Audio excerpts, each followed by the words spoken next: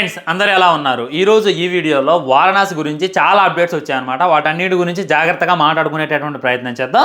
అదొకటే కాదు, మన రామాయణ్ టీజర్ రిలీజ్ అయిన దగ్గర నుండి వారణాసి మీద కొన్ని ట్రోల్స్ కూడా వస్తున్నాయి. బాలీవుడ్ వాళ్ళు అయితే వారణాసిని బాగా ట్రోల్ చేస్తున్నారు. దాని గురించి మాట్లాడుకుందాం. ఈ వీడియో ఇప్పుడుది కాదు, ఆల్మోస్ట్ ఆ రామాయణ్ టీజర్ రిలీజ్ అయ్యాకే నేను చేద్దాం అనుకున్నా. కాకపోతే అప్పుడు సరైనటువంటి కంటెంట్ దొరకలా. ఈరోజు అన్నీ దొరికాయి అనమాట. షూటింగ్ ఎక్కడ దాకా వచ్చింది, ఎప్పుడు ఎగ్జాక్ట్లీ రిలీజ్ అయింది. వాళ్ళైతే కొన్ని పెద్ద కంపెనీస్తో అయితే టైఅప్ అయ్యారనమాట వారణాసి. అదేంటి, ఈ సినిమా కోసం మన జక్కన్న సొంత స్టూడియోని నిర్మించుకున్నట్ట. అదేంటి అనేటటువంటిది ఈరోజు ఈ వీడియోలో డీటెయిల్గా మాట్లాడుకుందాం. దీనికి పార్ట్ 1 ఉందా, పార్ట్ 2 ఉందా అనేటటువంటిది కూడా చెప్తాను అనమాట. సో వీడియో అయితే చివరి దాకా చూడండి, మీకైతే మస్తు క్లారిటీ వస్తుంది అనమాట. ఫస్ట్ మనం మాట్లాడుకోవాల్సింది రామాయణాన్ని వారణాసిని మనం కంపారిజన్ చేయొచ్చా బ్రో అని చెప్పి నాకే చాలామంది మెసేజ్లు చేస్తున్నారు, అడుగుతున్నారు అనమాట.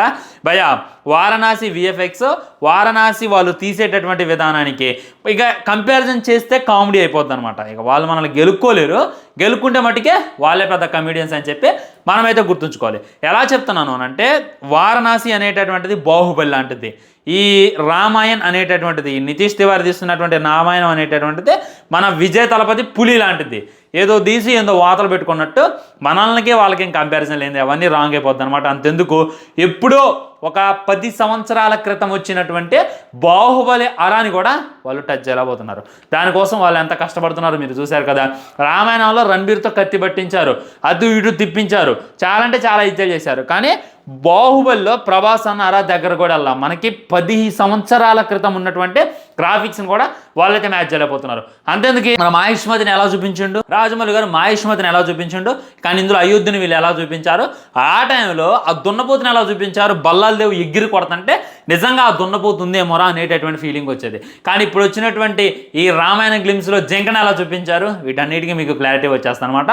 సో వారణాసికి రామాయణానికి కంపారిజన్ చేయాల్సింది లేనే లేదు, జస్ట్ కొద్ది దూరమే ఉందన్నమాట.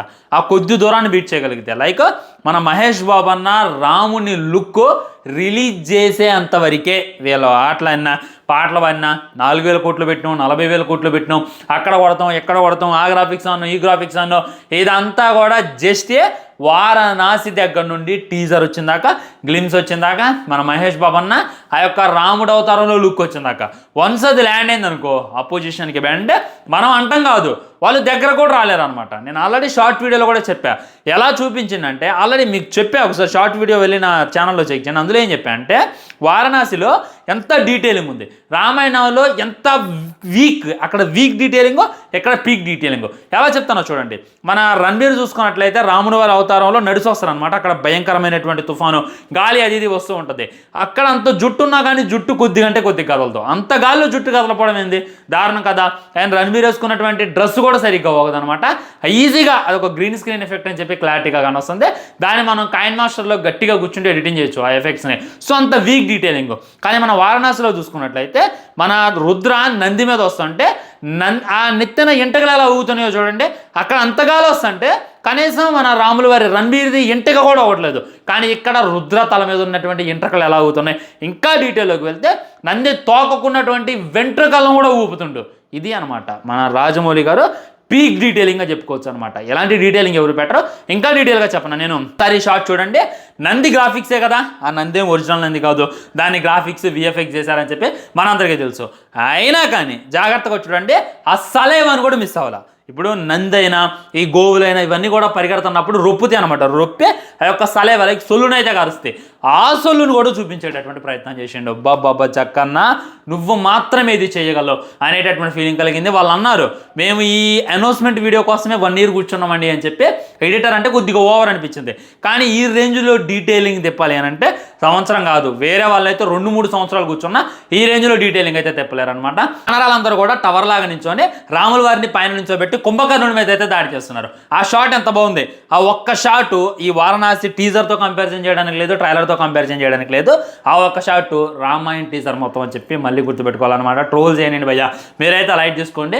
వన్స్ ల్యాండ్ అయితే మట్టికి అందరికీ బ్యాండ్ అయిపోద్ది అని చెప్పి మళ్ళీ చెప్తున్నా. సో ఈ కంపారిజన్ అయిపోయింది. ఇప్పుడైతే మనం డెప్త్ డీటెయిల్లోకి వద్దాం.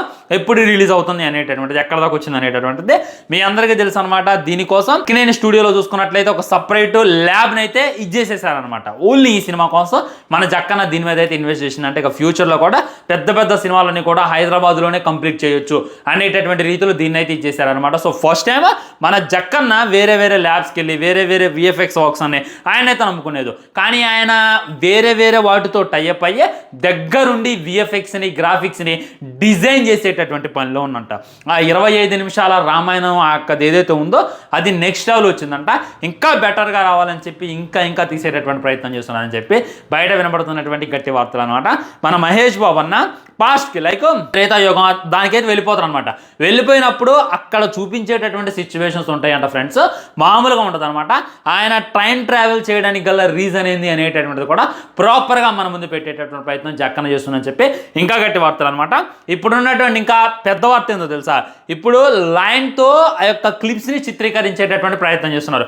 మన మహేష్ బాబు అన్న లైన్కి పెద్ద ఫైట్ ఉంటుందంట, అది భీకరమైనటువంటి ఫైట్ అంట. లైక్ ఆయన పాస్ట్కి వెళ్తున్నటువంటి టైంలో అనుకోకుండా మొత్తం జంతువులు ఉంది, ఆ టైంకి వెళ్తే అడవిలో అయితే తను పడిపోతున్నట్టు. అక్కడ చూసుకున్నట్లయితే పెద్ద లైన్, మన దగ్గర ఉన్నటువంటి లైన్ కాదు, ఆ లైన్ చూసుకున్నట్లయితే ఒక 1000 సంవత్సరాల క్రితం లైన్లు ఎలా ఉండేవి, చాలా అంటే చాలా పెద్దగా ఒక రేంజ్లో ఉండే అనమాట. వాటితో చూసుకున్నట్లయితే భీకరమైనటువంటి ఫైట్ని మన జక్కన డిజైన్ చేస్తుండు మన మహేష్ బాబుతో అని చెప్పి క్లారిటీగా అర్థమవుతుంది. ఆల్రెడీ ప్రస్తుతానికైతే షూటింగ్ జరుగుతుంది. ఓన్లీ ఏప్రిల్లో మెయిన్ ఘట్టాల షూటింగ్ అంతా కూడా చేసేస్తున్నారు. మేలో చూసుకున్నట్లయితే గ్యాప్ ఇస్తారు, ఎందుకంటే ఎండలు ఎక్కువగా ఉన్నాయి కదా. అంతే మొత్తం అవుట్డోర్లో జరిగేటటువంటి షూటింగ్, దానికి ఎండలు ఎక్కువగా ఉండకూడదు అనేటటువంటి ఉద్దేశంతో ఇది చేస్తున్నారని చెప్పి క్లారిటీగా అర్థమవుతుంది. ఆల్రెడీ మీరు ఒక క్లిప్ చూసుంటారనమాట. మన కుంభ లైక్ మన పృథ్వీ గారు చూసుకున్నట్లయితే వీల్ చైర్ మీద కూర్చుంటాడు, మహేష్ బాబు అని వచ్చి మోకాల మీద పడతాడు. ఆ సీన్ కూడా ఇంకా బెటర్గా రావాలని చెప్పి చిత్రీకరించేటటువంటి ప్రయత్నం చేస్తున్నారని చెప్పి క్లారిటీగా క్లుప్తంగా అర్థమైపోతుంది అనమాట. ఏది ఏమైనప్పటికీ వన్స్ ఆ సినిమా దగ్గర నుండి ఏదైనా వస్తే మట్టికి షాక్ అవుతారు అని చెప్పి నేనైతే అనుకుంటున్నాను ఫ్రెండ్స్. సో ఎవరు కూడా ఇది కామాకండి, ఎవరు కూడా టెన్షన్ పడమాకండి. మనకైతే జక్కన ఉండనమాట. ఇలాంటివి రావాలి, ఇంకా రామాయణం రావాలి, మహాభారతం రావాలి, వాళ్ళు తీయాలి. ఆ బాలీవుడ్ చూసుకున్నట్లయితే రామాయణాన్ని మేము 5,000 కోట్లు పెట్టినాం 10,000 కోట్లు పెట్టినాం అని చెప్పి డబ్బా కొట్టుకోవాలి. కొట్టుకున్న తర్వాత మన జక్కన్న ఓన్లీ 1000 కోట్లు పెట్టి 2,000 కోట్లు పెట్టి ఈ రేంజ్లో సినిమా దింపగలను అనేటటువంటిది వాళ్ళకైతే అర్థం కావాలన్నమాట. ఇది మటుకు నేనైతే క్లారిటీగా చెప్తాను. ఇంకొంతమంది వెనకేసుకొస్తున్నారు అనమాట. దానికి చూసుకున్నట్లయితే మామూలు విఎఫ్ఎక్స్ కంపెనీ కాదు పనిచేసేది, ఇప్పటికీ 8 ఆస్కార్స్ వచ్చే వాళ్ళకి వాళ్ళు దానికి పనిచేస్తున్నారు. సో విఎఫ్ఎక్స్ని మీరు ఎవరు కూడా తక్కువ అంచనా ఏమాకండి అని చెప్పి చాలా రీల్స్ అయితే నేను చూసాను అనమాట.